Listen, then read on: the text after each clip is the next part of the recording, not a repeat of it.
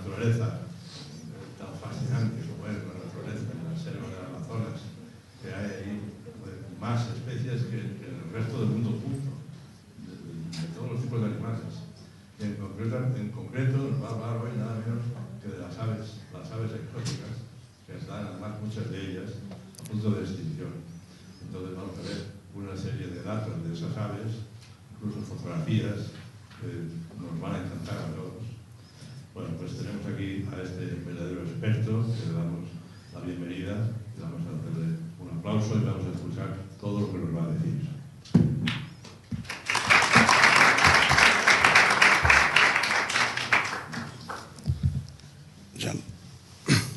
Bueno, muy buenas tardes a todos. ¿Se escucha bien, no?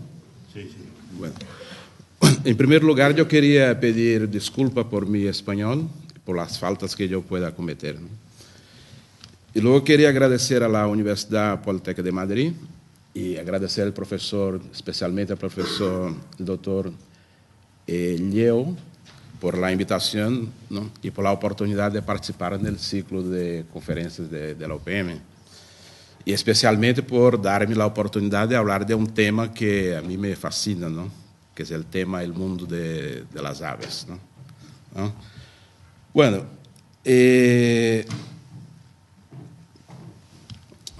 lamentablemente tenemos esta condición, ¿no? Unos animales tan bonitos, tan preciosos, pero que están, la mayoría, sobre todo los más, digamos, los más ornamentales, son los que más presentan riesgo de desaparecerse, ¿no? Son os animales preciosos, ¿no? Bueno, entonces, dando inicio a la presentación, quería ya presentar dos especies de lo que llamamos allí en Brasil las araras. Yo sé que en España se conoce por el nombre de guacamayos o papagayos, ¿no? Y ese grupo de los papagayos azules, teníamos en la naturaleza tres especies, ¿no? Las dos que aparecen aquí, la arara de Spix y la arara de Graucus, o el papagayo de Graucus. Y esas dos están prácticamente al borde de la extinción. La arara de Spix, ¿no? La que está a la izquierda, en esta pantalla a la derecha, perdón, está extinta en la naturaleza. Queda como 60 ejemplares en cautividad.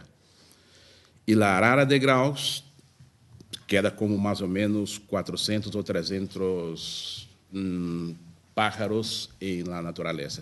Las dos son endógenas de Brasil, ¿no?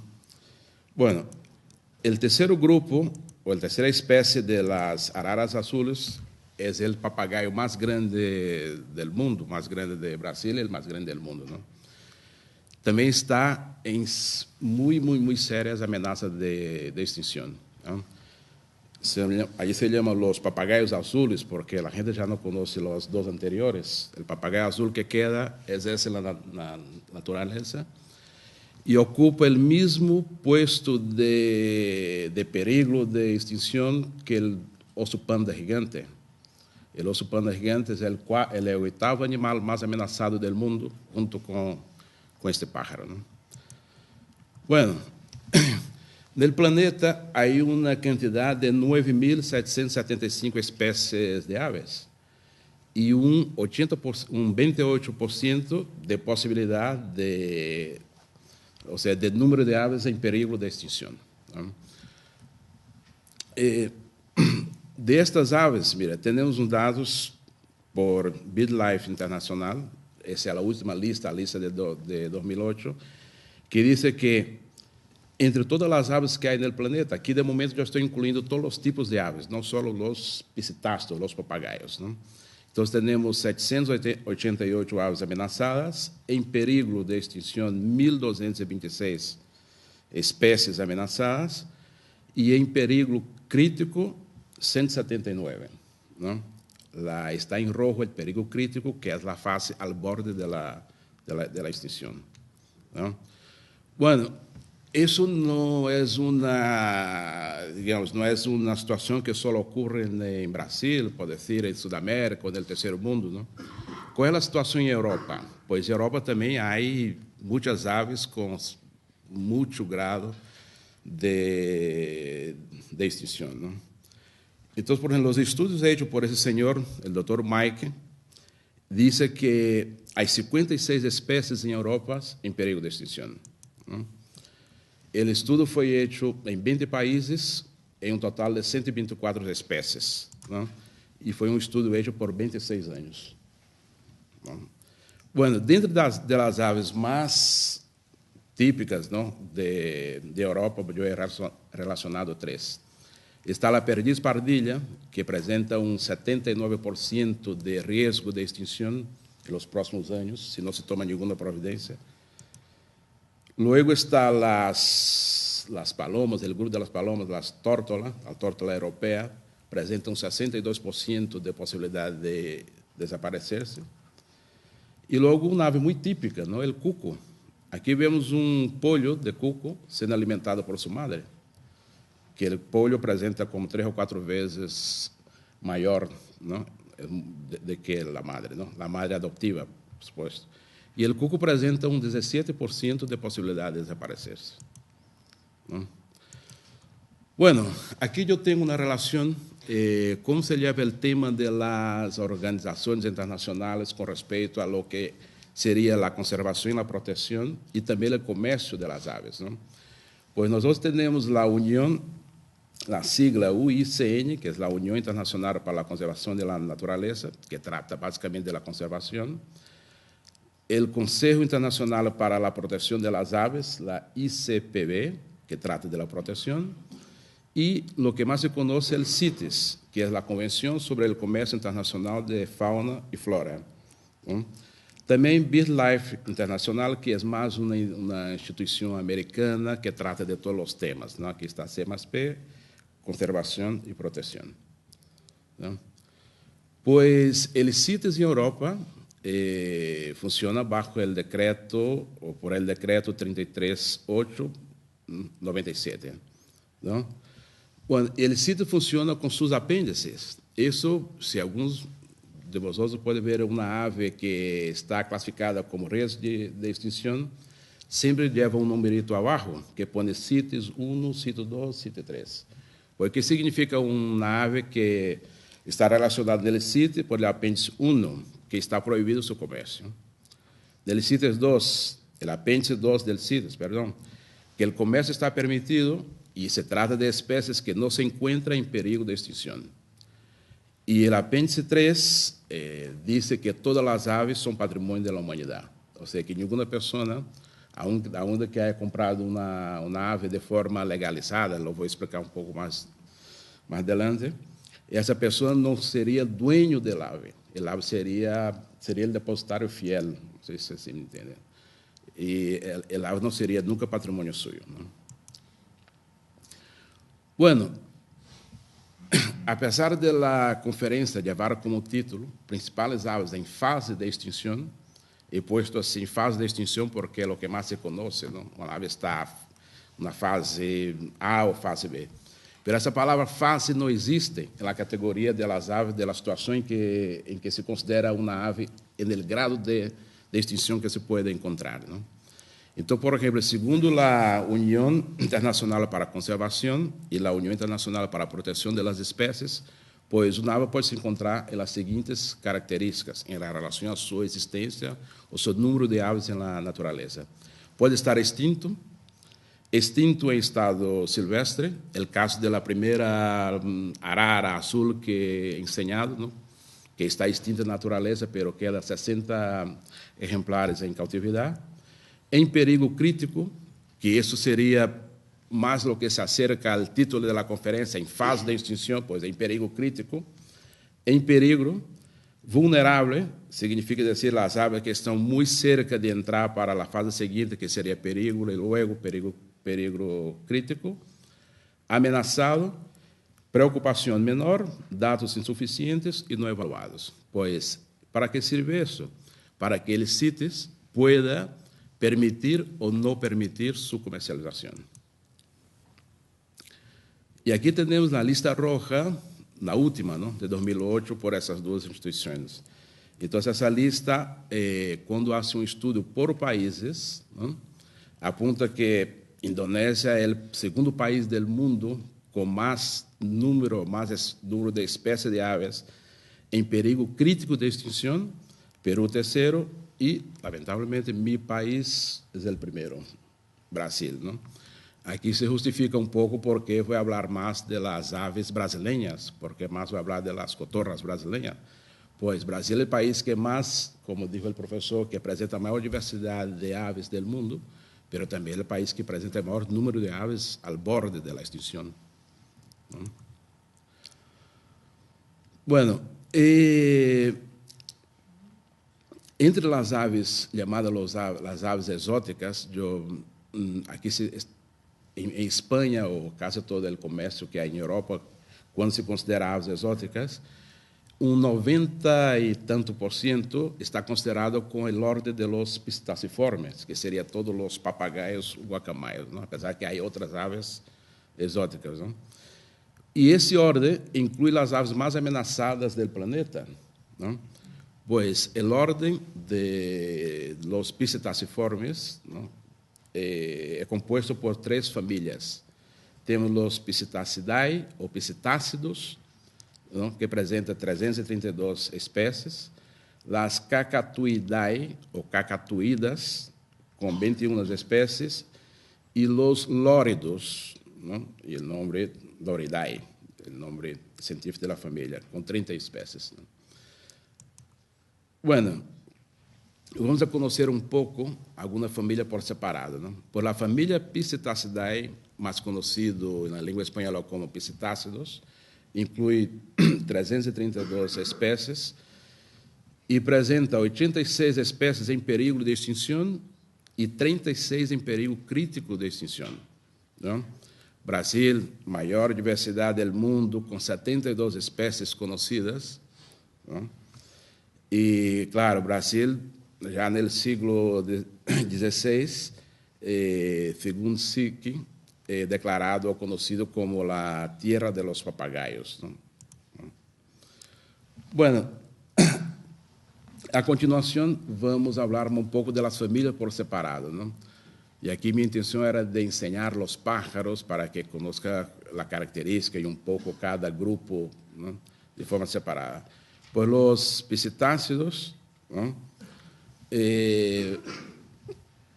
conocidos em Espanha como papagaios e guacamayos, eu queria aclarar que muita gente pergunta, pues, ¿qué es una cotorra? ¿Es un pájaro más o menos grande? ¿Un periquito es un pequeño y un guacamaya es un grande? Pues no. Hay cotorras pequeñas, hay cotorras grandes y papagayos grandes, papagayos pequeños, ¿no? Entonces, tanto los papagayos como los guacamayos podemos encontrar pájaros de talla grande, mediana y pequeña, ¿no? Y pasa lo mismo con las cotorras, con los loros, con los periquitos y con las cotorritas, o sea, ¿no? No es por el tamaño, por el hecho de ser un piscitáceo pequeño que sería una cotorrita, ¿no? Pues los principales papagayos de talla grande tenemos la arara azul, que sería la única que todavía hay en la naturaleza, pero en grado muy alto de extinción. Aquí tenemos un mejor detalle de la arara azul. La otra, los papagayos rojos, también la arara roja, ¿no? Tenemos 2 especies de la roja Macao y Colóptera, ¿no? Aquí un detalle mejor de la Colóptera, ¿no? Y la Macao sería muy parecida con la roja, pero con la espalda completamente amarilla, ¿no? Aquí hay un detalle mejor de la parte de la espalda, de las puntas amarillas de la roja, ¿no? Claro, y esa es la característica que parece que más bonito, lo que lleva más a la extinción, ¿no? Más a fomentar el tráfico de animales, ¿no? Bueno, tenemos los otros grupos también, que son los papagayos amarillos. Aquí les voy a enseñar apenas 2 de ellos, que son los que más se presentan al borde de la extinción. El papagayo amarillo, Aracanidera, E este é um grupo del papagaio amarillo boliviano, ¿no? Luego el papagayo verde e alguns piscitáceos de talha mediana, ¿no? Observar que tem a mesma, ou quase a mesma característica de los papagaios grandes, com o pico assim em forma de curva e o corpo um pouco delgado, ¿no?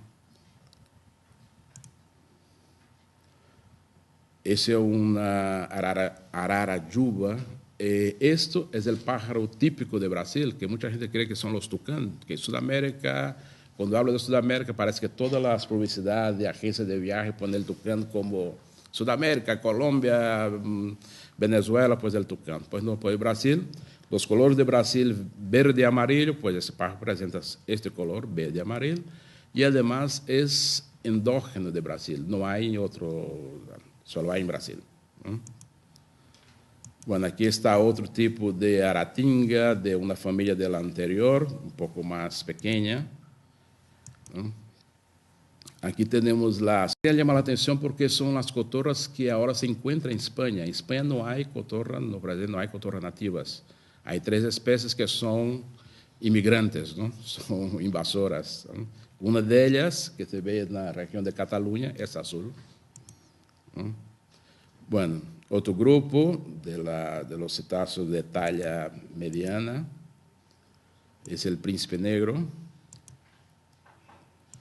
Aquí la cotorrita llamada de cabeza amarilla, luego la cotorrita de cabeza negra y aquí los más pequeñitos, ¿no? Son los pericos. De los pericos de los llamados los agapornes, essas 2 espécies são as que apresentam maior risco de extinção, o personata e o Fischer, ¿no? Bueno, e isso é uma classe que agora corre uma classificação distinta de los agapornes, também se parece muito aos agapornes, é brasileiros, e está considerado como o papagaio mais pequeno, depois eu vou ensinar, do mundo, ¿no? Bueno, aqui tem uma relação, o papagaio mais grande do mundo e aqui o mais pequeno do mundo, ¿no? Observar que, aunque seja pequenito, pode ser um papagaio, não necessariamente um periquito, ¿no?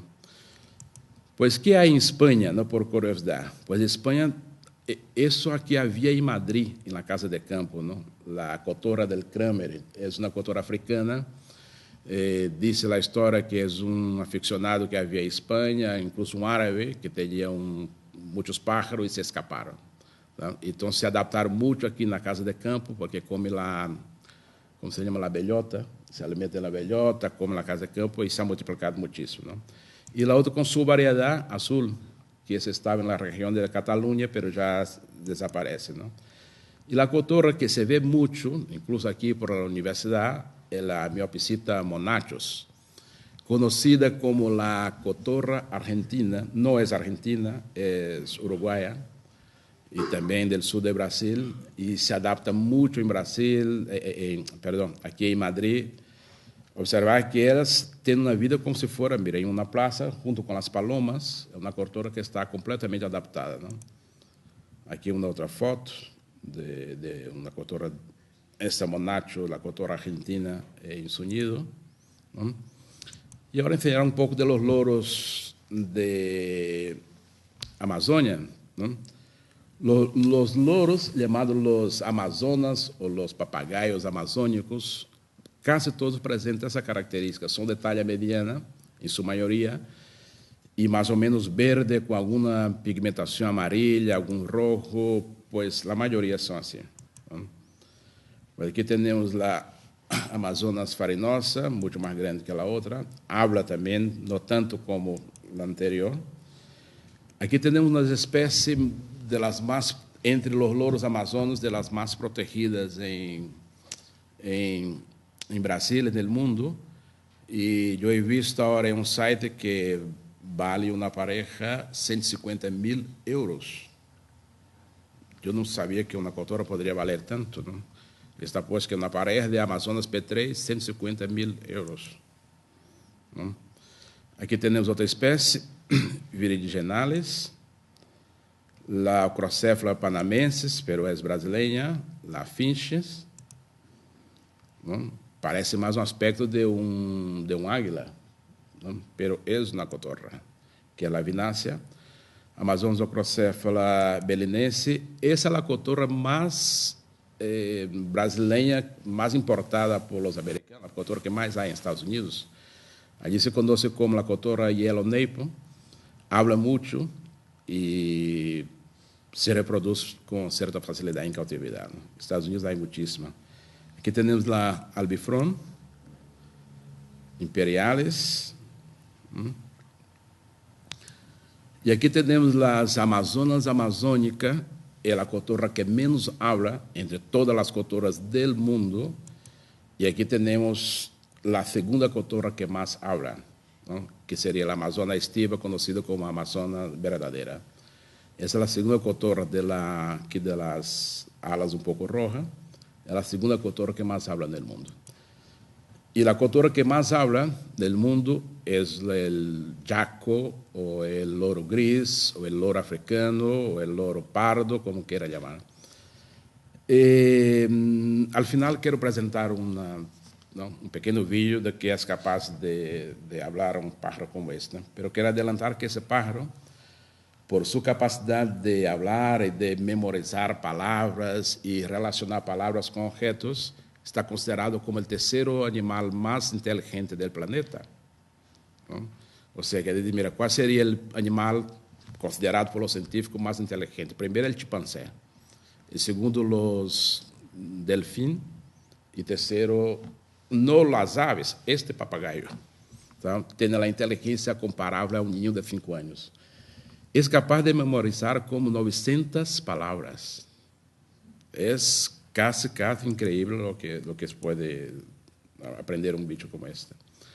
Pues aquí tenemos los papagayos cabeza azul, para que pueda conocer más especies. Pionus menstros. Aquí lo otro con color un poco más parecido a los amazónicos, ¿no? Y aquí tenemos los ecletos, ¿no? Los ecletos hay mucho en Brasil, en la selva brasileña también hay como ave exógena, es una ave que fue introducida allí, pero son loros australianos, ¿no? Y entre la clase el orden de los piscitacillos, ¿no? Piscitaciformes, las 3 familias, lo que había relacionado con 323 especies, esas aves ninguna presenta lo que llamamos de dimorfismo sexual. Siempre el macho tiene el mismo color, el mismo tamaño, el mismo aspecto de la hembra. Y por curiosidad, esta ave sí es la única especie dentro de los piscitaciformes que presenta un dimorfismo sexual, pero completamente al contrario de las otras aves. Esto es la hembra, el rojo sería la hembra y el verde el macho. O sea, aquí completamente al contrario, ¿no? Un 90% de las especies, siempre el macho presenta más colores y la hembra que la hembra, de pájaro, de gallinas, de lo que sea, ¿no? Bueno, aquí está el esqueleto, la hembra roja con azul y verde el macho. Bueno, un poco aquí de las cacatuidas, ¿no? Son australianas. Las que presentan riesgo de extinción son las molucas, a golfín anteriores. Esa es conocida como la cacatúa rosada, también llega a alcanzar un valor de mercado tremendo, ¿no? La galerita, la única que es completamente blanca, que son las cacatúa alba, presenta el moño también blanco. Y las 2 especies de cacatúas negras. Hay como 7 u 8 especies de cacatúas negras, pero le presento 2 que son las que están en peligro de extinción. Esta y esta otra, ¿no? Proboscide aterinos, ¿no? Bueno, eso se parece a todo, menos a una cotorra, ¿no? Parece el pico como si fuera un rapaz, una ave rapaz, una águila, y también se parece a un buitre, ¿no? Pero es una cotorra, ¿no? Y esa, por curiosidad también, no está tan al borde de la extinción, que es el nestor. Bueno, dicho eso, ¿no? Enseñado las cotorras que están en peligro de extinción, pues ¿qué acciones han tomado hoy las organizaciones internacionales para frenar un poco la desaparición de las aves, ¿no? Pues uno de los motivos de la desaparición, bueno, en primer grado está la pérdida del hábitat. Uno de los 3 motivos que contribuyen más para la desaparición sería la pérdida del hábitat con primer grado. En segundo, ¿cómo se llama? Las quemadas, las catástrofes que ocurren, los incendios, ¿no? que provoca una pérdida del hábitat, pero también la muerte, la desaparición de muchas especies, ¿no? Y luego el tráfico, que es considerado como la tercera causa ¿no? que más influencia para la desaparición de las especies. Pues para controlar un poco el tráfico, las organizaciones llegan a un acuerdo a través del CITES, ¿no? que trata del comercio internacional, de autorizar algunas personas a poder criar y vender las aves. Son llamados los productores conservacionistas, ¿no? o productores autorizados. En el caso de Brasil, los productores conservacionistas están reglamentados por el IBAMA, el Instituto del Medio Ambiente de allí, llamado IBAMA, ¿no? Y aquí tenemos 3 decretos con 3 tipos de creadores, digamos, conservacionistas o creadores autorizados. Los conservacionistas, por el decreto 139/93, los creadores científicos son personas que tienen la autorización de capturar, de adquirir aves, aunque esté en algún grado de extinción, para estudios científicos, y los creadores llamados conservacionistas comerciales, ¿no? Eso, de acuerdo con el decreto 118/96. Pues aquí es donde está el problema, los creadores conservacionistas comerciales, ¿no? Bueno, los conservacionistas tienen como función o como objetivo hacer la reproducción y la reintroducción de las aves en la naturaleza. Los conservacionistas comerciales tendrían por obligación hacer la reproducción, o sea, só puede vender una ave que él mismo ha producido, nunca sacar una ave de la naturaleza, legalizar y venderla. Y hacer la crianza, ¿no? Y la crianza va a depender del número de generaciones por especie, ¿no? Hay especie, hay una serie de normas que dicen que hay especie para que se pueda vender. Hay que sacar por lo menos el F1, el F2, el F3, o sea, los 4 generaciones, o 3 o 2, según la especie, ¿no? Y ahí sí, la autorización de la comercialización de las aves, ¿no? Bueno, ¿cómo se legaliza o cómo se puede distinguir una ave que esté legalizada y una ave del tráfico, una ave sacada de la naturaleza? Pues el secreto estaría en los anillos, ¿no? En los anillos, pues el anillo, a ver si enseña aquí cómo sería aquí más o menos. Pues el anillo, que lo llamamos allí, que puede haber 2 tipos de anillo, un anillo abierto, un anillo cerrado, ¿no? El anillo se pone en el pájaro cuando está muy pequeño y luego cuando crece, pues se aumenta el tamaño de los dedos y todo el anillo no sale. Y aquí un anillo que lleva todos los datos del productor, del ave, ¿no? Que sería una especie del DNI de cada pájaro, ¿no? Bueno, avanzamos un poco aquí.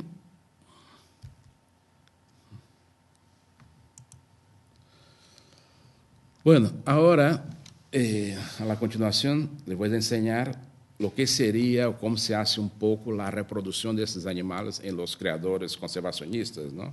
para que podáis tener una idea de cómo son los, qué norma había que cumplir para que sea un criador conservacionista, ¿no? Bueno, aquí tengo los reproductores, ¿no? Bueno, esas son las cotorras rojas, ¿no? Esa es una cotorra o un papagayo, ¿no? Un papagayo rojo, el papagayo Aracoloptera, ¿no? Bueno, aquí tengo otra.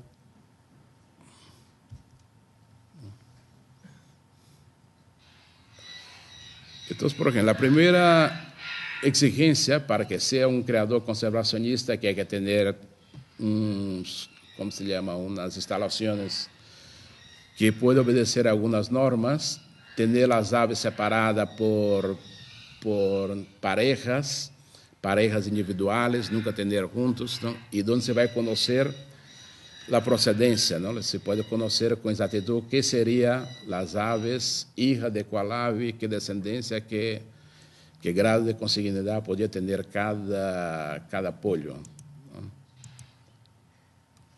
Avanzamos un poco.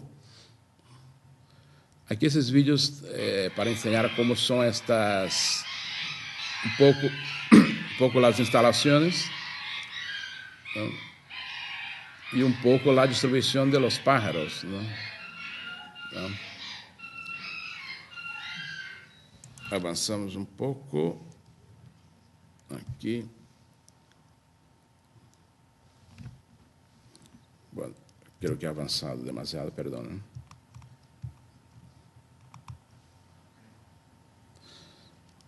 Esto ha avanzado todo. Un segundo.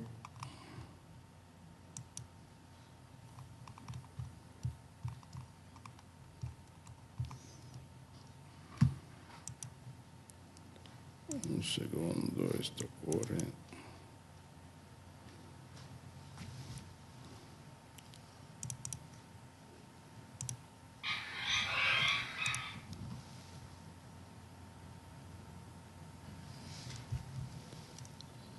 El próximo.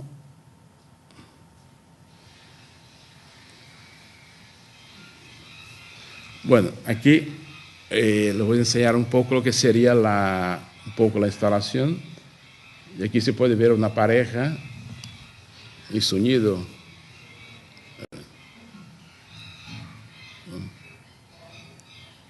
Bueno, ese es una especie de nido que está puesto en la pared, donde se puede controlar y monitorear, no sé, el tamaño del huevo, el número del huevo puesto, pues todo con respecto a la reproducción, ¿no? Avanzar un poco. Aquí son los azules, siempre en pareja, para lo que son los papagayos y los guacamayos, ¿no? Hay otra especie que se permite un poco tener familias juntas.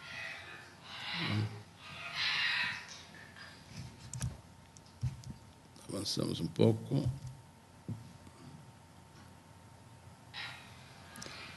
Ese es más un papagayo verde.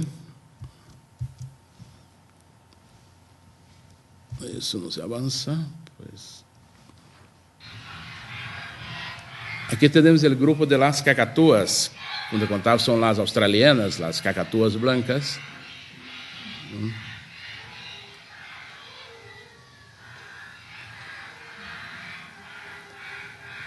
Pues hay una pareja de cacatúas, pues cotorras blancas. Ese es lo que enseñaba la foto, el ecletus, y esa es la hembra del ecletus. Aquí te presento un poco. Bueno, es el ecletus.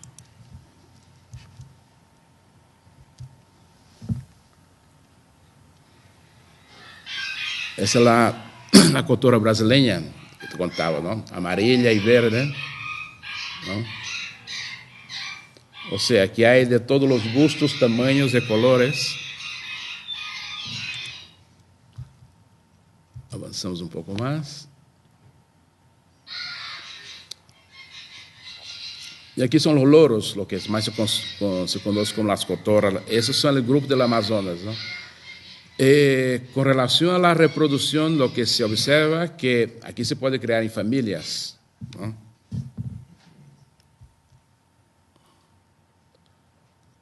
Aquí tenemos una cotorra que casi ya no hay también en la naturaleza, la cotorra de cabeza azul. Hay un detalle más.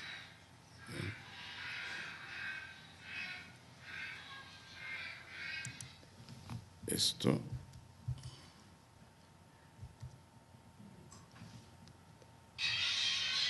Aquí están las cotorritas de cabeza negra.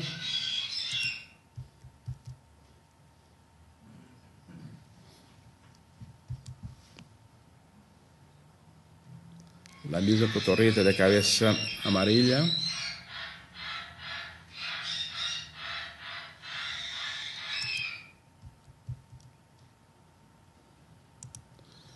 Y aquí tenemos, bueno, son dos vídeos de reproducción, ¿no?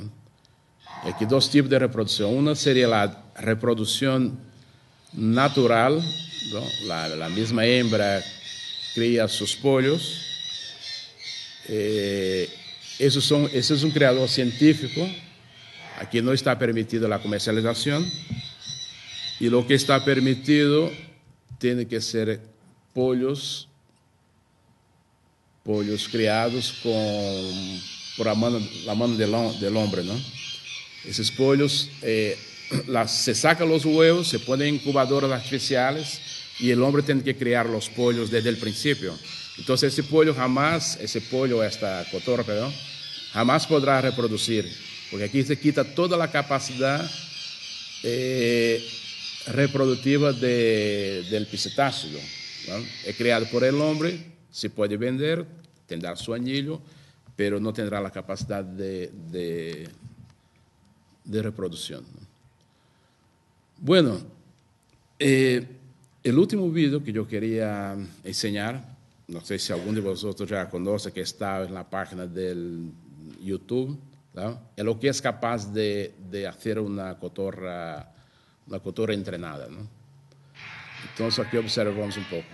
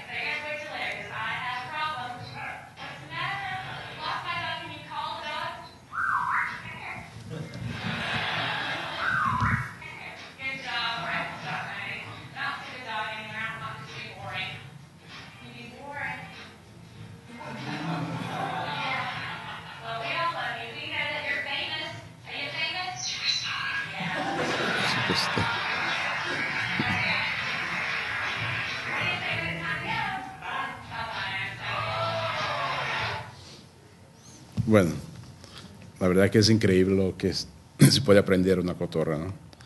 Pues con eso encierro la presentación. Si tenéis alguna pregunta, ¿no? Me pongo a disposición.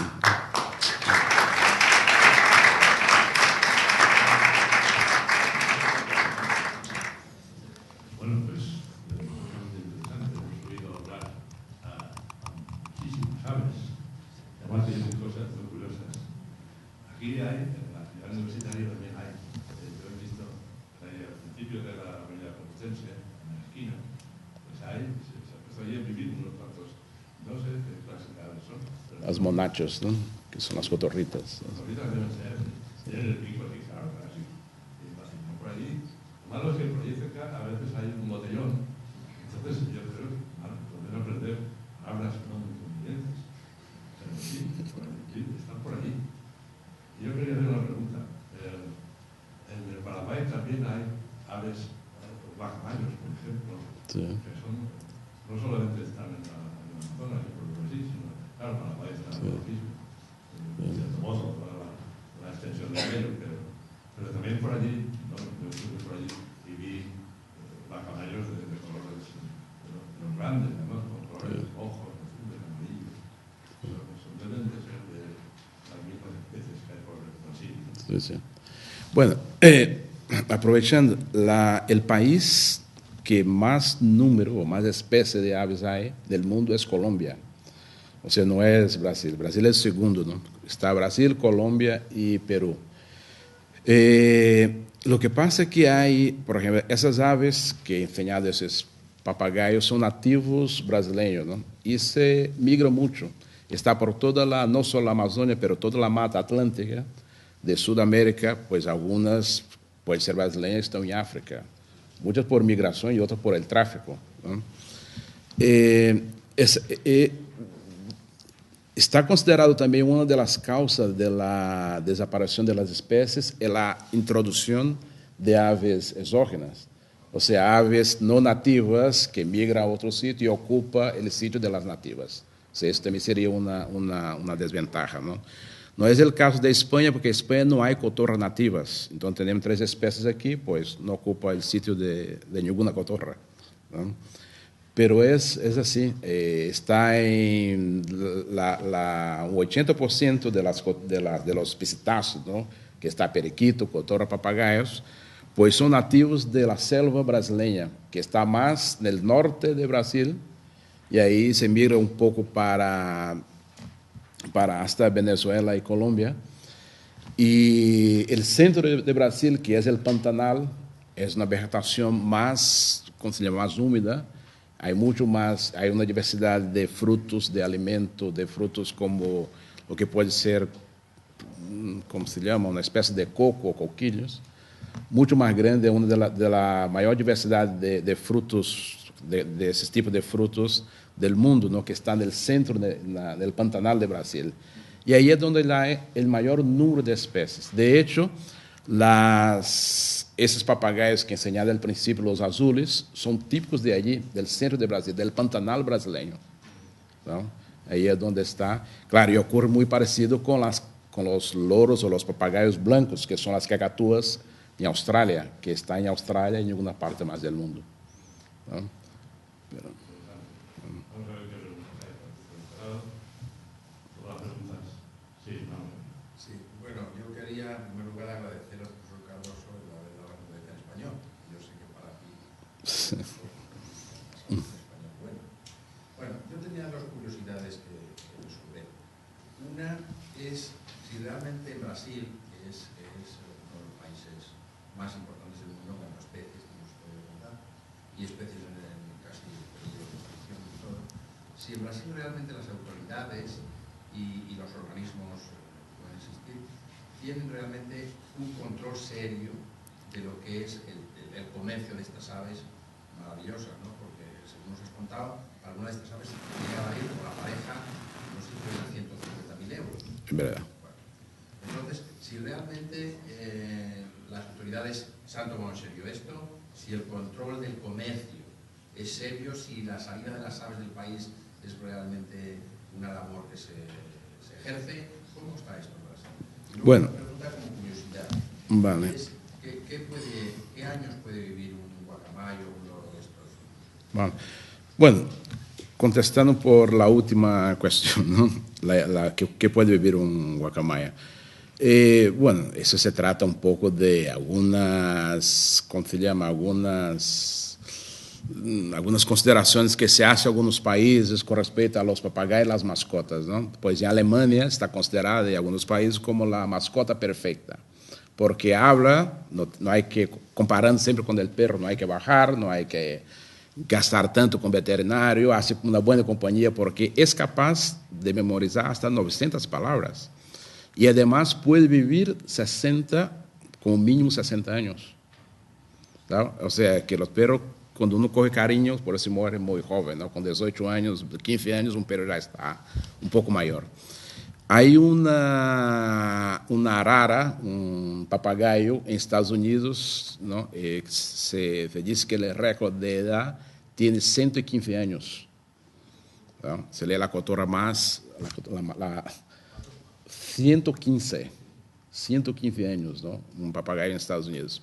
Bueno, ¿cuál es la situación hoy en Brasil? Pues yo, como contaba, la intención de enseñar lo que serían los criadores conservacionistas sería, una persona puede preguntar, pero tú estás hablando de aves en peligro de extinción y luego le enseña una cotorra que habla mucho, pero eso no estaría incentivando que la gente comprara cotorra. Pues de eso se trata, ¿no?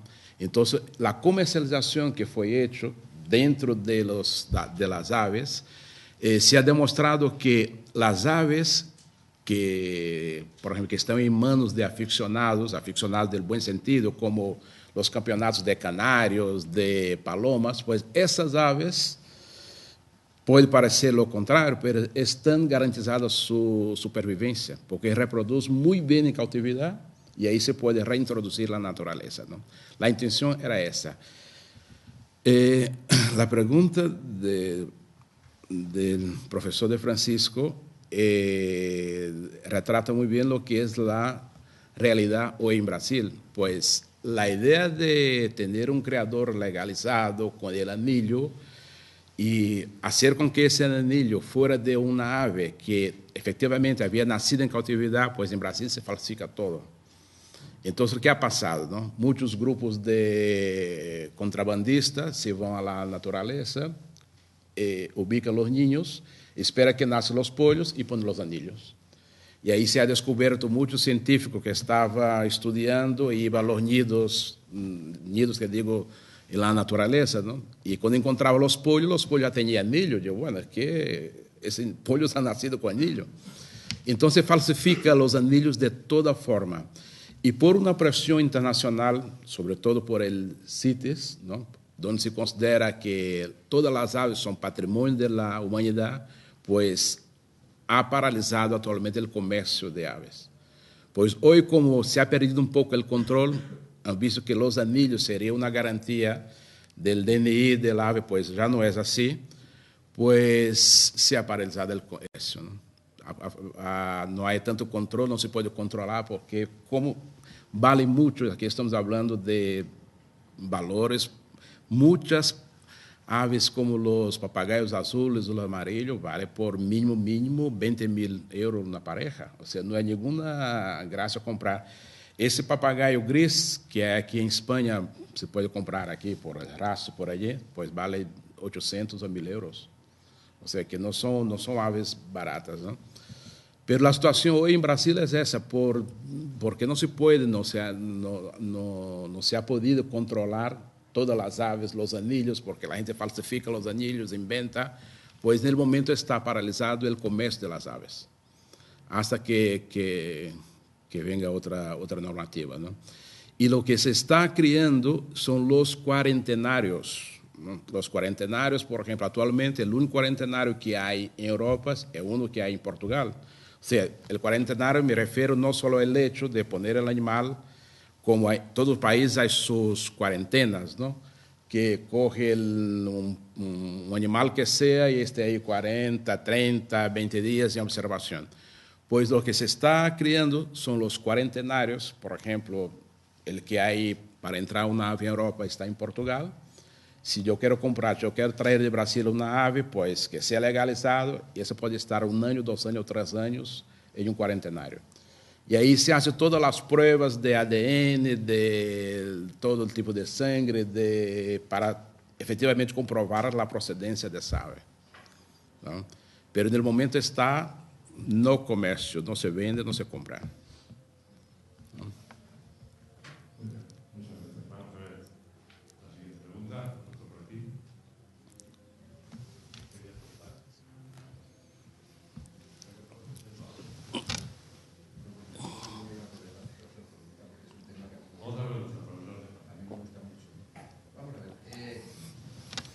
Quedan todavía grandes extensiones en la zona del Amazonas, en Brasil, donde realmente el hombre no ha llegado, o estas extensiones son mínimas, porque claro, en estas extensiones, si el hombre no ha llegado, sí que se puede pensar que existen todavía aves de estas maravillosas que no han sido perseguidas. Entonces, también por otra parte sería difícil contabilizar esas aves, ¿no? Es decir, Sí. hay un 80% de esta especie que está desaparecida. Ese es el tema. La pregunta es sobre todo si quedan extensiones grandes todavía, sobre todo en el Amazonas, donde puede haber reserva de especies que pensamos casi son en extinción o no. Ya. Se considera que solamente un 8% de la selva amazónica es virgen, todavía hay un 8%, ¿no? de lo que es toda la selva amazónica, ¿no? No solo con respecto a las aves, pero en Sudamérica, no solo en Brasil, en Sudamérica y muchos países también, siguen descubriendo especies de animales nuevas, ¿no? Hace poco se han descubierto 3 o 4 clases de pisitáceos que no se conocían, ¿no? Han sido clasificados como nuevas, especies completamente nuevas, ¿no? La situación allí en Brasil, con respecto, por ejemplo, lo que pasa con los pisitáceos, ¿no? Los pisitáceos, como habéis visto, son pájaros muy, como se dice, muy ruidosos, ¿no? Entonces siempre tienen eso en su contra. Son pájaros que por naturaleza están con muchos sonidos, muchos gritos, ¿no? Entonces son unas especies de pájaro que prácticamente imposible que no se haya descubierto, porque ellos por sí mismos se denuncian, como están siempre gritando, una arma en su contra o a favor de los cazadores, ¿no? Entonces, la posibilidad de que haya todavía pájaro allí sin descubrir, pájaro por conocer, es muy baja, sobre todo de la familia de los pisitáceos, ¿no? Pero, sin duda, hay todavía mucha cosa por descubrir. Hace como un año se ha descubierto en Brasil otra clase de mono, que no se había visto nunca, pues lleva 1 año y pico una clase de una variedad de mono verde, que es más raro todavía, entre los monos, los monos verdes, ¿no? Entonces, claro, se calcula que hay todavía algunas especies por descubrir, ¿no? Ahora, lo que se considera que, desgraciadamente, el tráfico no es la primera razón de la ¿no? extinción de las aves, ¿no? Lo primero está la pérdida de los hábitats, que es tremendo aquello. Bueno, esa. Optimistas en el sentido de que 8% de la superficie de la selva amazónica no es el 8% de la río, Claro. que es un país extenso, extensísimo Brasil, y que por tanto un 8% representa cierta superficie, ¿no?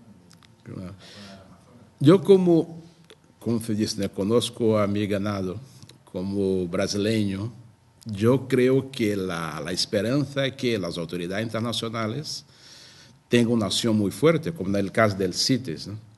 Porque si está a cargo de allí, de Sudamérica, de Brasil, la gente no tiene tanta conciencia, ¿sabes?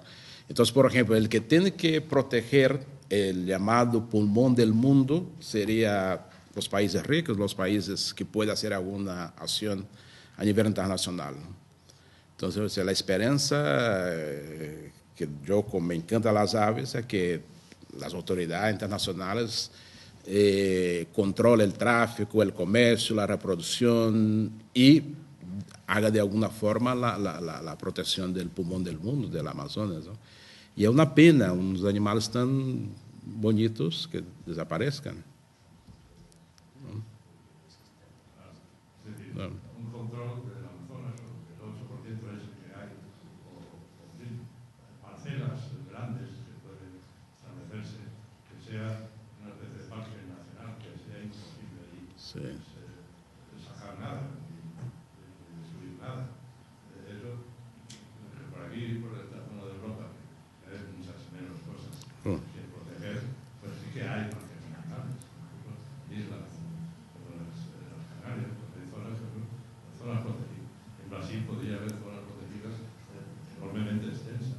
Sí, sí. Sería la solución real de que no se extinguieran estos animales tan fantásticos. Sí.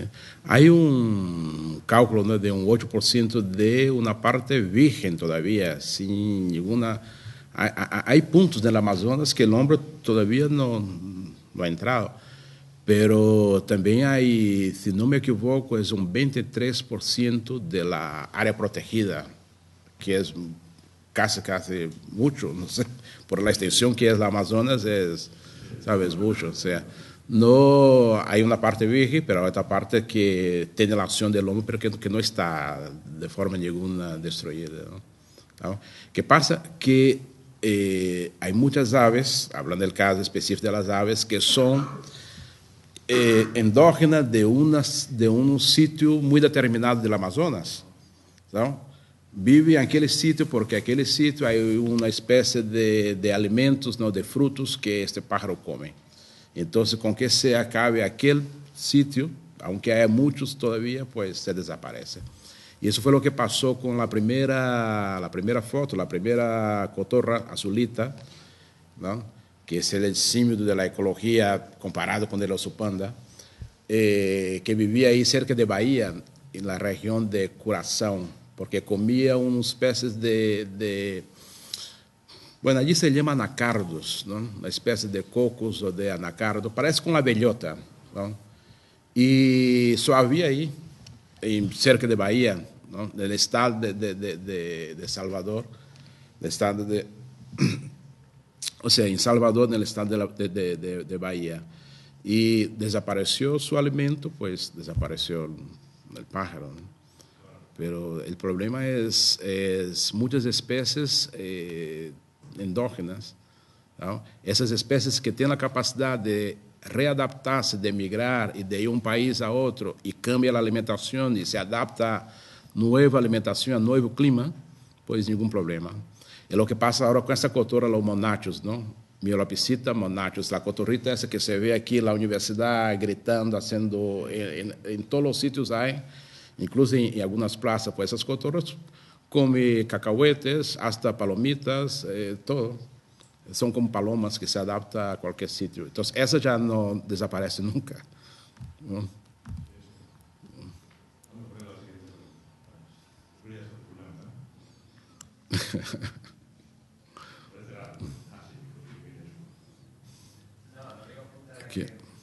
Respecto a lo que ha dicho de la cotorra que está ahora, ¿eso puede tener algún impacto sobre las demás especies? Esa cotorra que está aquí en España, sí, puede tener, y está considerado como una de las, yo creo que la cuarta causa que más contribuye para la extinción de las especies, es la entrada de especies exógenas, ¿no?, tanto aves como plantas. Eso es lo que más destruye, eso es gravísimo, porque, claro, la cotorra aquí no compite, esa cotorra que es la monachos, no compite con otra cotorra porque en España no hay cotorras, pero ocupa el espacio de muchos pájaros.